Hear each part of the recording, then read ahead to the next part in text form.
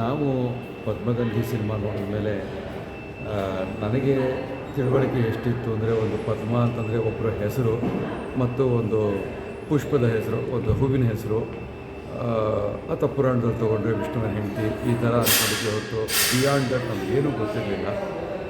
ಅಲ್ಲಿ ನಾವು ಸಿನಿಮಾ ನೋಡಿದ ಮೇಲೆ ಎಷ್ಟು ಅದಕ್ಕೆ ಮಹತ್ವ ಇದೆ, ಪುರಾತನ ಕಾಲದಿಂದ ಅದು ವೇದಗಳಾಗಿರ್ಬೋದು, ಸಂಗೀತ ಆಗಿರ್ಬೋದು, ಒಂದು ಕಲೆ ಆಗಿರ್ಬೋದು, ಎಲ್ಲ ಥರದ್ದು ಅದರದ್ದು ವೈಶಿಷ್ಟ್ಯ ಎಷ್ಟಿದೆ ಅನ್ನೋದು ತುಂಬ ಚೆನ್ನಾಗಿ ಗೊತ್ತಾಯಿತು. ಒಂದು ಕೆತ್ತನೆ ಕೆಲಸದಲ್ಲಿ ಸಹ ಅವರು ಎಕ್ಸ್ಪ್ಲೈನ್ ಮಾಡಿದಾಗೆ ಎಷ್ಟು ಅದರಿಂದನೇ ಶುರು ಆಗುತ್ತೆ. ವೇದಗಳಲ್ಲಿ ಶ್ರೀ ಸೂಕ್ತ ಹೇಳಿದ್ದಾರೆ, ಪದ್ಮಪ್ರಿಯೆ ಪದ್ಮಿನಿ ಪದ್ಮಹಸ್ತೆ ಅದೆಲ್ಲ ಹೇಳಿದ್ದಾರೆ. ಅದಾದಮೇಲೆ ಅದು ಬರೀ ನಾವು ಪಾರಾಯಣ ಮಾಡ್ಕೊಂಡು ಹೋಗ್ತಾಯಿದ್ವಿ ಹೊರತು ಅದರ ಮಹತ್ವ ನಮಗೆ ಗೊತ್ತಾಗಿದ್ದು ತುಂಬ ಚೆನ್ನಾಗಿತ್ತು. ಭಾಳ ತಿಳುವಳಿಕೆ ಅದರಿಂದ ಗೊತ್ತು. ಅದಲ್ಲದೆ ಕ್ಯಾಟ್ ವಾಕ್ ಅಂತ ಬೇರೆ ಹೇಳಿ ಅದನ್ನು ಇದು ಮಾಡಿದ್ದಾರೆ. ಆಮೇಲೆ ನಮ್ಮ ಶತಾವಧಾನಿಗಳದ್ದು ಅಂತೂ ಕೇಳಿದ ಮೇಲೆ ಗಣೇಶ್ ಅವರು ನಮಗೆ ಚೆನ್ನಾಗಿ ಪರಿಚಿತರು. ಅವರು ಸಹ ಅವರಿಂದನೂ ಒಂದು 4 ತಿಳ್ಕೊಂಡಂಗೆ ಆಯಿತು.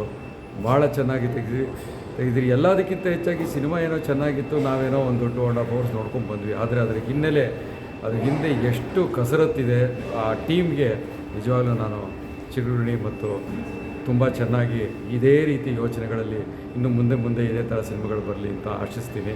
ಅವರೆಲ್ಲರಿಗೂ ದೇವರು ಆಯುಸ್ಸು ಆರೋಗ್ಯ ಕೊಟ್ಟು ಕಾಪಾಡಿ. ನಮಸ್ಕಾರ.